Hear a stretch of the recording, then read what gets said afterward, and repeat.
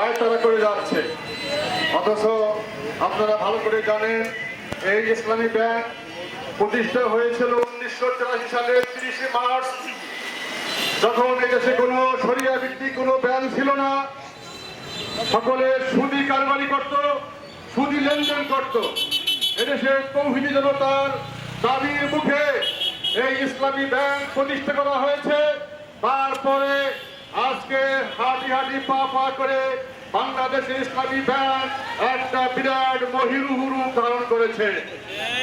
Asia মহাদেশের মধ্যে অন্যতম শ্রেষ্ঠ ব্যাংক এবং গোটা বিশ্বের মধ্যে যে 1000 শ্রেষ্ঠ ব্যাংক আছে তার মধ্যে বাংলাদেশের একমাত্র ইসলামী ব্যাংক চান্স পেয়েছে। জরুরি আলহামদুলিল্লাহ।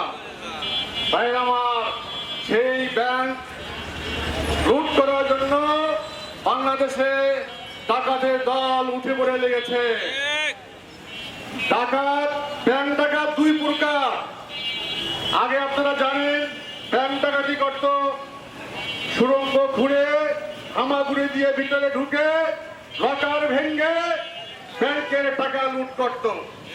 আর এখন আধুনিক প্রযুক্তির যুগে তারা হামাগুড়ি দিয়ে ক্ষমতাসীনদের কাছে যায় এবং তাদের কাছ থেকে অনুমোদন নিয়ে বাংলাদেশের গভর্নরের কাছে যায়।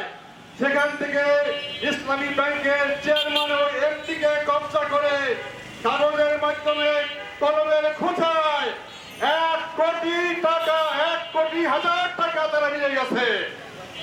আজকে তারা বিভিন্ন ভুয়া কোম্পানির মাধ্যমে তারা ইসলামী ব্যাংক থেকে প্রথমেই 56,000 কোটি টাকা নিয়ে গেছে। এইভাবে তারা টাকা দিতে দিতে দিতে গোটা বাংলাদেশের বিভিন্ন ব্যাংকে তারা ফোকলা করে দিয়েছে, দেউলিয়া করার চেষ্টা করতেছে। তবে একটা ষড়যন্ত্র হচ্ছে যে ইসলামী ব্যাংক, তারা বলে এটা জামাত ইসলামীর ব্যাংক। আমরা ব্যর্থহীন কণ্ঠে ঘোষণা করতে চাই ইসলামী ব্যাংক জনগণের ব্যাংক। এদেশে 3 কোটি গ্রাহক আছে, তাদের ব্যাংক। এই এদেশের তৌহিদি জনতার ব্যাংক। এইটা কোনো দলীয় ব্যাংক না, কোনো ব্যক্তির ব্যাংক না। অতএব এই ব্যাংকের উপরে যদি আপনারা হামলা করেন, ব্যাংকের টাকা লুটপাট করার জন্য চেষ্টা করেন, এদেশের তৌহিদি জনতা তা রুখে দেবে ইনশাআল্লাহ। এখন সেই ফ্যাসিবাদী সরকার যেইভাবে ব্যাংক লুট করার জন্য চেষ্টা করেছিল সেই যুগ আর এখন আর নাই।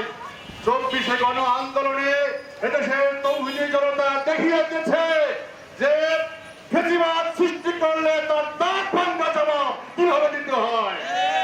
অতএব এই 3 কোটি গ্রাহক, তারা এদেশের নাগরিক, এদেশে তারা ট্যাক্স দেয়, এদেশে তারা উড়ে এসে দূরে বসে নয়।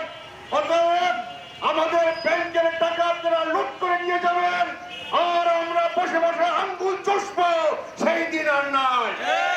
আমরা জেগে উঠেছি। আপনারা দেখেছেন গতকালকে ইসলামী ব্যাংকের দিলকুশায় প্রধান কার্যালয়ের সামনে হাজার হাজার গ্রাহকরা তাদের ব্যাংকে রক্ষা করার জন্য তারা জড়ো হয়েছিল, আন্দোলন করেছিল, মানববন্ধন করেছিল। সেখানে এই পেটুয়া পুলিশ বাহিনী সেখানে গিয়ে তাদেরকে জল কামান নিক্ষেপ করেছে, টিয়ার গ্যাস নিক্ষেপ করেছে, গ্রেনেড ছুঁড়েছে। ওই গ্রেনেড ছুঁড়ে জল কামান দিয়ে আমাদের আন্দোলন দমন করা যাবে না।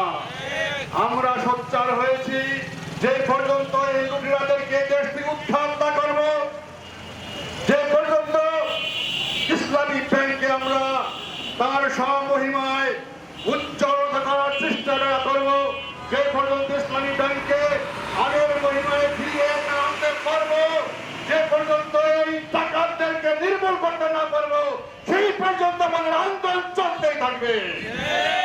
আপনারা জানেন এই এস আলম গ্রুপ বিগত ফ্যাসিস্ট সরকারের আমলে কিভাবে এই ইসলামী ব্যাংকের হাজার হাজার কোটি টাকা নিয়ে গেছে। সেই পথ ধরে আজকে এক শ্রেণীর লোকেরা তারা আজকে সরকারের উপরে ছোঁয়ার হয়ে তারা এই ব্যাংক লুট করার ধান্দায় ব্যস্ত আছে। যার কারণে ইসলামী ব্যাংকের যিনি চেয়ারম্যান ছিলেন, এমডি ছিলেন, তাদেরকে জোরপূর্বক বরখাস্ত করে পদত্যাগ করিয়ে আজকে যেই বাংলাদেশ ব্যাংকের যিনি ডেপুটি গভর্নর ছিলেন, সেই আপনার ওই সময় তার উপরে আপনার টাকা চুরি তোলবাদ লাগানো হয়েছিল এবং সে টাকা চুরি করেছিল, যার কারণে তাকে ওই ব্যাংক থেকে সে পালিয়ে যেতে বাধ্য হয়েছে। আর আজকে সেই ব্যাংক চোর, সেই ব্যাংক লুটেরা, তাকে আবার সেই চেয়ারম্যান বানানো হয়েছে। এখন শিয়ালের কাছে মুরগি পাহারা দিয়ে যদি আপনি বলেন, হে শিয়াল আমার এই মুরগি খাবি না, খবরদার, কি বলেন? শিয়াল কি সেই কথা শুনবে?